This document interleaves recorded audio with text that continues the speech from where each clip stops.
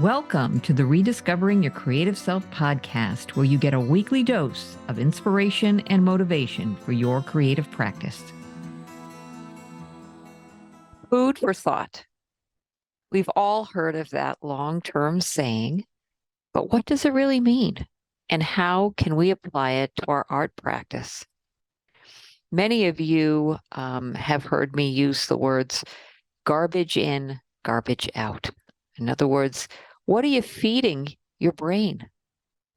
If you want wonderful, exciting, exploratory, inventive things to come out, you got to pretty much feed your brain with some interesting things coming in.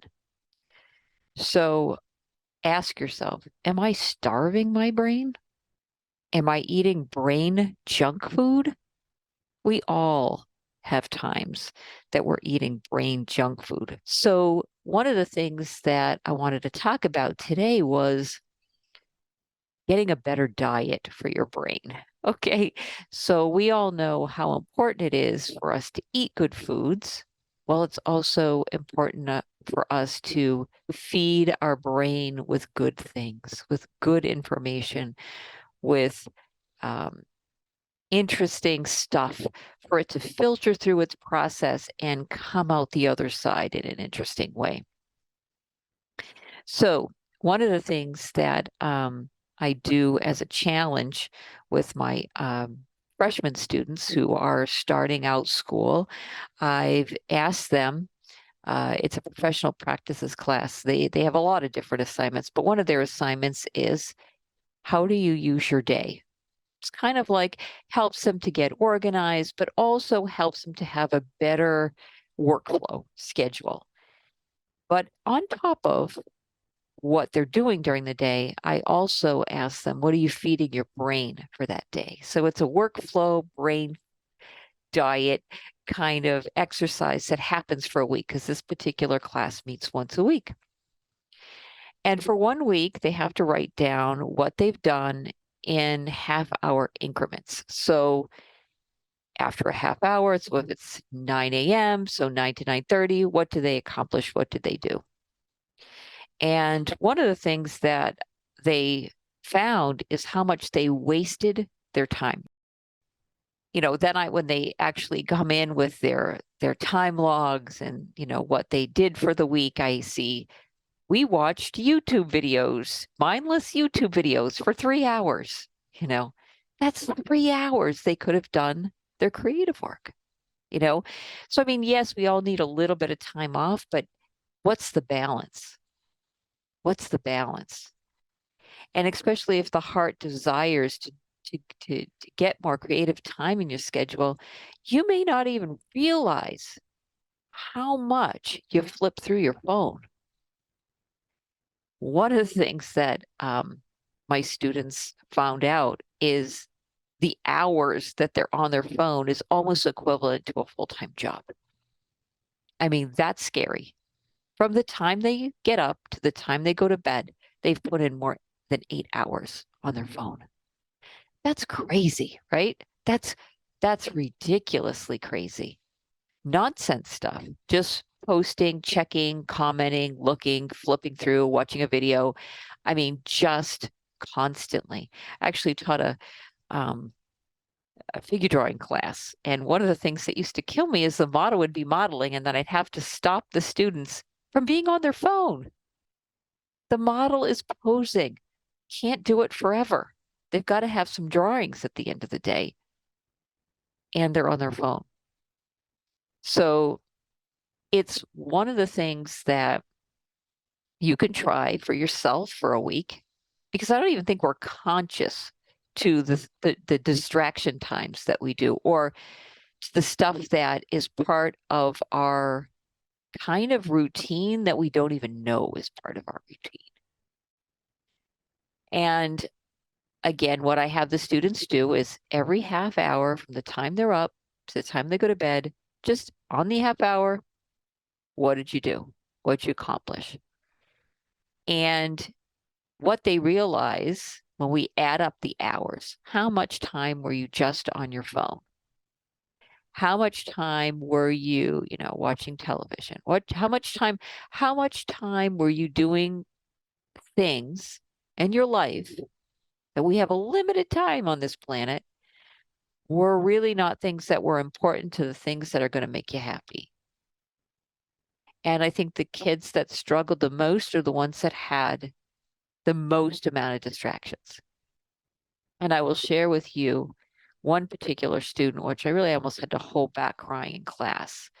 He said, Professor Sear, I did what you told me to do, and I figured out how much I was spending so much time, interacting online and on my phone. I made a change the following week because that's what I encouraged them to do, is to implement changes where we could after we had some discussions. And he said it was the happiest I felt in a long time. And that just really hit me hard of how much this garbage in is not just creating garbage out, but it's doing something else into our mental health and other things. So, part one is looking at how you schedule your day, because our activities and the things that we choose to do affect our diet for our brain. And one of the things that I do quite often is I love the library, right? We have a small, very local library, and you don't even have to go to the library to do this, but I just like going there. I know everybody there. Is I will have audio tapes, and they'll do interlibrary loan from all over the country. And I will have audio tapes that came from the BBC, overseas, and they will get these things in, and I have them like lined up. So I order like 4 or 5 at a time. It doesn't cost me anything. And I listen to these things. You can obviously go onto any audio streaming. The library also has it available. I wouldn't even have to go to the library, like I told you. And I could just, yeah, you get a certain amount of days that you could listen. But I kind of like getting the actual CDs, sometimes because they come with like a little book and like other kinds of things, bonus content and stuff like that. So that's just me. And oftentimes the audio has a book, and I like to see the book too, because it has more pictures. It's not just about audio. And I kind of just listen to it. And it's funny because I don't find it distracting when I'm painting. I just find it's just something that's it's there. This stuff is coming in. And it's actually affecting what I'm painting, which I always like, because there's something about what I'm choosing to do at the time is relating to what I'm listening to at the time. So there's a connection. I always try to make a connection there. Um, some things could be completely just audio sounds, like the rainforest and other different kinds of climates and ecosystems. And other ones could be brainwaves, sounds that induce creativity, to music. And other things can be usually classic stories or poetry, and anything to do with instrumental music, specifically large scores from the big screen where you're just like lost with that beat. And then the thing just takes you through and you're just in another world. I love that. And I love it when some of the music is something I've never heard before. So it comes from different cultures. I think those inspire me even more because the sounds and the compilations are a little bit different than you might hear here in the States. So those are just things that I do to kind of get my brain going. I also love books, and I will find some unique books, some books that are old. There's a place in New York called the Strand, and I will go there and literally sit on the floor in a section, and it could be 3 hours later. And I've gone through every book in that section. Of course, I always know there's always another section. And I will come back with all these different books that just are no longer in print, have special writings in them from, maybe artists that this person studied with, and now you have this book that just nobody can get anymore. Um, Not useful to like a large population, but a gem for you, you know. So I think it's always interesting to find new ways to stimulate your brain in interesting ways.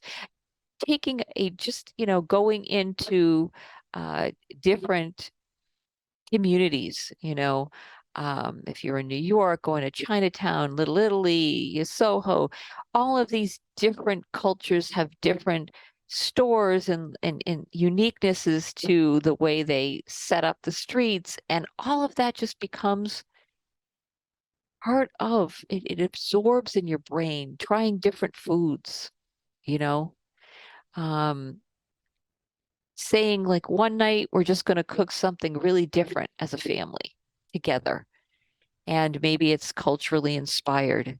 And you learn a little bit about these spices that you're adding to the mix. All of that stuff, it ends up finding its way into your work, believe it or not.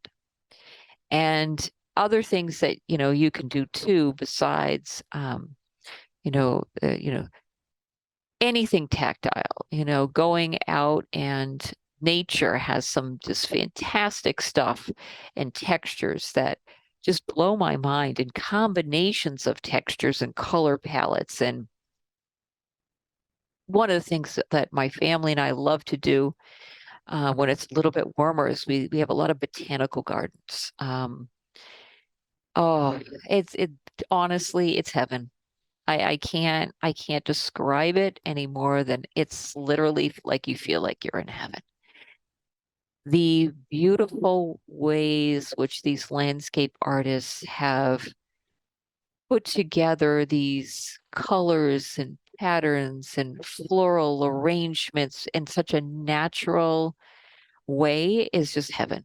And there's some areas, because some of the botanical gardens we have, they also grow their own foods there. So, and these, oh my goodness, the spices and the smells, it's just, it's an overwhelming, like skin tingling kind of experience because it's just so beautiful. And of course, there's ponds, and in the ponds, you could take pictures. There's like fish and there's frogs and just nature at its best. And some of the botanical gardens are more groomed in terms of just it's fantastic beauty. And others that we go to they're a little bit more natural, and some are other ones are done by a particular artist and her husband that's now open to the public, that's extremely quirky because she has her own art and sculptures throughout, and everything's very quirky. And these like metal things, contraptions like are like huge bugs, and it's just so amazing. And you're walking through these forests and trails, and it's just really quite stimulating and beautiful. And there's always something that I feel when I go to these places. So, other things that I love to do is I love to be in the city. I love the noise of the city. I love the energy of the city. I love the fact that when I go sit down and have a coffee at my favorite coffee shop, I'm always sitting next to a playwright or somebody that's a dancer or somebody that's doing something creative and interesting, always tends to sit next to me and we have a conversation. And I love that. I love that. And I love that they put it in a huge cup of coffee, and they know how to make coffee in New York. Trust me, they know how to make coffee. I miss that. It's one of the things that I love. I also love the New York Public Library. And, so there are so many things that we can go outside. And, one of the things about going to the library, I should say, versus online, where you can online, you get a lot of stuff and you get it really quick, is at the library, you might be in a section. And then just being in that section, you see all the other things that are next to that section, and you go, oh my goodness, I wouldn't have thought of that. So the library can be really interesting in that way. And the other thing I like about our library is they bring in different speakers and stuff. So those are all good things to have as well. going to listen to great orchestrated music. We have Tanglewood and all of the Boston Opera and anything that you could do. I mean, even during COVID, I online they had all of the great operas and things were streamed. So that's just like so wonderful because they're kind of an expression of story told not just in song, but some of them have elaborate, like backdrops and things, and some have very simplified ones. And it's amazing how your brain can do it.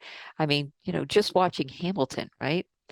The rapping and the beating and just the syncopation of the energy that's going on and how that music is relating to the energy of what they're saying and how they change the words in which they say to communicate that story of our country here in the United States. So if you're trying to create interesting things, people always say, well, how do you come up with your concepts? I don't just come up with my concepts like poof, they just came up and I did massive research and it happened. A lot of it's already there because I know what I'm interested in with my work and I know the things I like. I just feed my brain with that. And don't get me wrong, COVID's probably uh, changed me into having more bad habits than I ever used to have. I wasn't a big TV watcher, or even I didn't ever even watch the news. Now it's unfortunate I do. But that's a habit I know I've already told myself I'm going to be doing less and less. And many of you probably already noticed I'm almost off of social media entirely. Most of my posting now is all here on my Patreon site in terms, especially in terms of process. And the only things that I share is when other collaborators that I might be doing things with, whether it's a workshop or something else, and they ask me to share, I do it. But I'm completely almost off of that. I'm trying to feed my brain with things that I used to feed my brain with on a regular basis. Um, they said the COVID was the COVID-19 was the 19 pounds everybody gained. Well, me, it's probably uh, the brain junk food that I fed myself. Not being able to do much of anything else, that was the only form of entertainment for a certain amount of time. So then you get into a bad habit with that, just like eating junk food. You open up the chips, you can't just eat one or two, right? You kind of end up focusing in a lot longer than those one or two chips. So that happens over time. So one of my big goals is to um, take my own advice that I give my students and start to look at how can I better bring in more positive energy into my work process even more and being even more selective about what I'm working on and what I choose to do. So those are some of my goals. So, what are some of your goals that you want to do more of? And I know many of you say, I want to do more with my art. I want to paint more. I want to try more. And we can't, add more time to the day, even more time that we even have energy for the day, because that's just another thing. We can have a certain amount of hours, but, there's only a certain amount of good hours, right? So how do we give ourselves more energy? How do we get ourselves more inspired? How do we have better ideas and think things through better? It's about what we feed our brain and how do we spend our time. So, maybe you can do the exercise that I give my students, for 1 week. How are you spending? And writing down every half hour. The reason why I do the half hour is because sometimes if you know what times of the day you're doing certain kinds of things, it's a little bit more helpful. Because sometimes if you go by 1 hour, is it really the last 15 minutes that you did all that stuff, So going by every half hour allows you to see where your rhythms are, where you're doing certain things, and maybe you could change those, come up with a better schedule, a better rhythmic flow for yourself. maybe even incorporate other things that you haven't had time for. We talked about having hobbies of maybe trying music or, you know, taking up cooking or other things, that are all those things are good things for your brain. Those are good things for your creative process. All of them are. And of course, there's a lot of bad things for your brain. So maybe take a week, every half hour, just writing down, doesn't have to be long, just like this is what I did with my time. And at the end of the week, don't even analyze it. Don't even look at it. Don't even bother with it. Just write it down. Don't even think about it. And then at the end of the week, look out and add up all the different times of stuff that you're doing that is like, wow, that's a lot longer than I thought. That's a lot longer than I thought. And then the other thing is start thinking of a list. Well, what are the things I really want to bring into my process? Maybe I want to watch, and of course, watching things on TV or watching films aren't a bad thing. There are some amazing old films that have amazing coloring and lighting that just by watching it, you get great ideas for how you want to color and light, maybe some painting, reference that you're going to use. That's a different thing than, you know what I'm talking about. The series of endless, what is happening in this show? Why am I watching this? Garbage that we end up watching, like that was a waste of my life, after we finished because we never got the ending that we wanted or whatever. But there are amazing things that you start your brain. I've always wanted to learn poetry. A class on poetry or a book on how to do poetry, you know, find the things that you want to add. And all of those things, they're going to add to your work. The way you talk about your work, the way you want it, that editing that happens in poetry will happen in your work. So those are things that, how are you going to use your time? How are you going to feed your brain? So have a great week. Thank you so much for being a part of this process with me and going on this journey with me. I wish you the best for you and your family, and create from the heart. This audio series is part of my Navigating the Labyrinth of the Creative Mind Patreon endeavor. The site uniquely intermixes self-reflection and personal storytelling with exploratory mixed media techniques and expressive approaches to art making, elevating the creative consciousness and guiding each person on his or her own path to discovering the creative spark that resides within. Check us out at www.patreon.com/Lisa L. Cyr, and that's spelled CYR.